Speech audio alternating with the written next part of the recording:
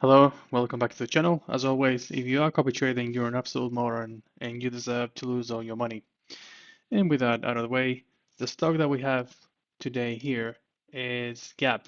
If you don't know them, they are a famous brand of clothing apparel, very famous in the United States. And with their second brand, which is Old Navy, that is actually the second largest apparel brand in the US just after Nike. So what's been happening with the stock? As you can see, we get a bit of sideways movement over the years. First, uh, sharp drop in 2020, of course, with the pandemic, bounce back to about 30 bucks. And now we are sitting at 20 after a rally that uh, followed the massive drop that I had in 2022 and sideways movement in 2023. Well, this is no secret that 2022 was a tough year for many businesses out there, right? So you have a straight channel down here. And 2023 was kind of a challenging market, but in a different way, maybe not so harsh.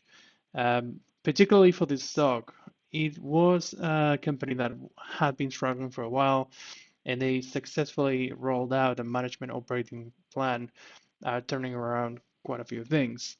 And the big jump that you see here in November 2015, that is when they announced earnings, and the results were very well received by the market.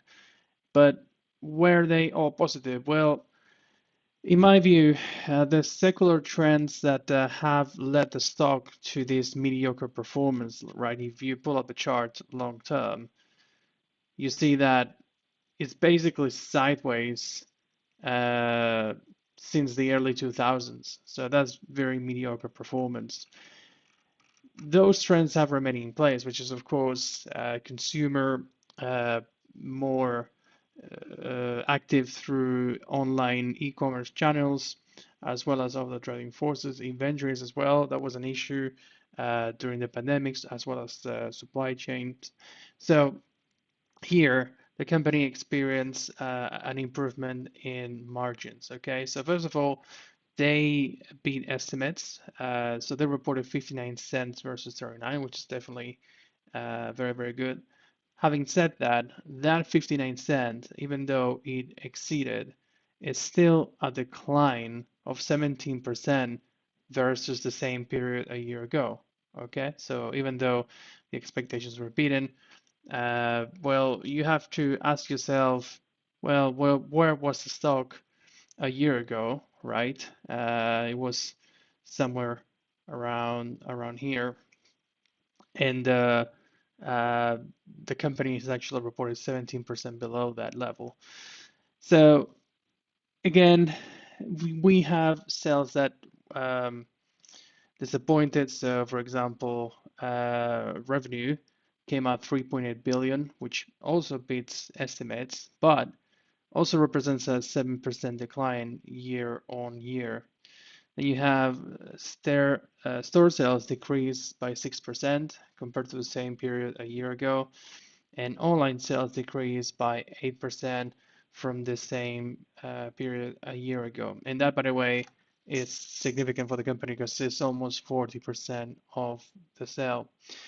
Now, in terms of brand recognition, as I mentioned before, Old Navy is the second largest apparel brand in the US, and that did all right. I mean, not impressive. They had sales up 1% on a year-on-year basis, but the rest of the brands, Gap, Banana Republic, and a sports brand that they have called Athletica, were down 15, 8, and 18% respectively.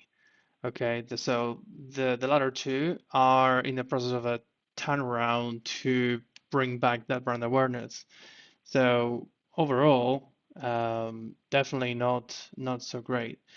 But why then the stock rally? But again, margins. So what the company has done well is bringing back the profitability. So gross margin was 41.3%, which increased 390 basis points versus last year, uh, and also 260 basis points versus last year's gross margin. There were also improvements in merchandise margin, and that was led on the back of improving supply chains, better input commodity costs, and more efficient promotional activity in the quarter.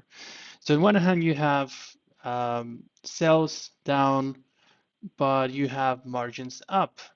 And where does that all leave us? Well, the company has reaffirmed the 2023 guidance, which will be reporting the last quarter on the 7th of March. We are only 3 weeks away from that.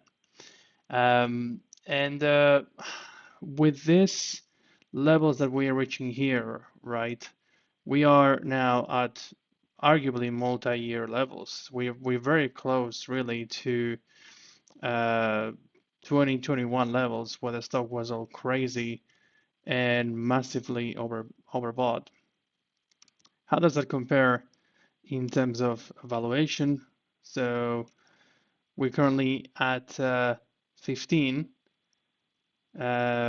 which again leaves room for downside movement for sure, because even before the pandemic, the company was below those levels. So this is a stock that I have a short bias for. Uh, I think they have a waning recognition brand. Yes, it's good that they're improving the margins, but the reality is that their expectations are not that impressive. They have, in terms of earnings, the lowest earnings growth over the next 2 years and the lowest sales growth over the next 2 years compared to their peers. They're selling just about sector multiple, uh, but the sales multiples don't reflect a great deal of excitement about this company.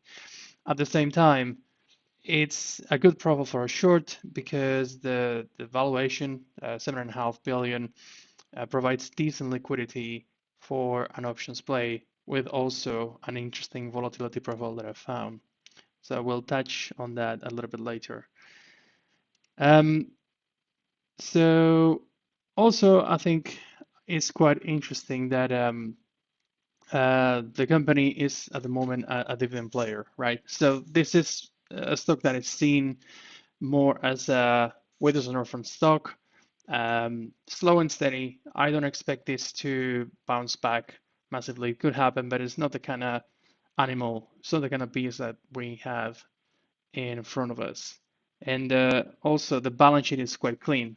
So, whilst that is not necessarily good for a short, where we are, um, it provides them with the ability to do buybacks and to do acquisitions and all that kind of stuff, but they haven't really done it. So if they thought that the stock was undervalued, they could have bought shares and they didn't. So that leads me to believe that management doesn't expect um, the performance to get much better on from here. However, the dividend is able to cover because of the cash that they have on the balance sheet, which is 1.35 billion. And last but not least, they are in the middle of a management operating plan. So they have initiated a number of initiatives. So we'll have to keep an eye on that. It may be successful. Personally, I think they're struggling against the kind of headwinds, and they have a hell of a lot of competition in this market. So they're competing at the moment, right, with companies like Foot Locker, Guess. Now, the interesting thing is with Gap, you always see them at a valuation that is kind of in the middle, but over the last over the last few months, following that earnings announcement, you can see this blue line here. That valuation went to the upper end, becoming the second best valuation in the sector, but it's just dropped over the last few weeks, two positions compared to Abercrombie and Fitch and Foot Locker. And to me, that reflects that the market is not continuing with this momentum anymore. So, where does this all leave us? Well, the stock has a lot to prove to continue with the valuation that it has at the moment. 15.8 is significant for this sector. It's kind of in the middle. So I think if it's just mediocre or even just in line with what the analyst community expects, well, why would you be paying just about market sector for a stock that is not going to grow sales and it's not going to grow earnings, right? You could put the money to work into other names, just like we have seen that it's been happening already. And then we have the earnings coming in 3 weeks. Now, what I found quite interesting is that when you look at a calendar play, which is my proposed option here, I'm looking at the volatility of 15th of March. Yes, that is a little bit after the earnings, that's true.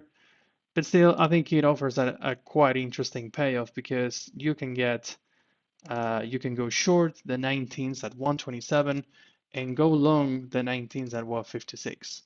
So, the volatility as well on the March is 83, but on the long side that you're getting is 61. So if a stock, for example, uh, just stays flat and we have those puts at the money, you can make significant gains. On the other side, let's pretend that the stock drops massively. Of course, we could be structuring this on a ratio and get a decent payoff. Or if it goes up a little bit, which I don't think it has much room for, because again, with the levels that we are, right, um, there's not much room. So I think it has a very interesting payoff profile. So that's it for today. Hope you enjoy that and see you soon.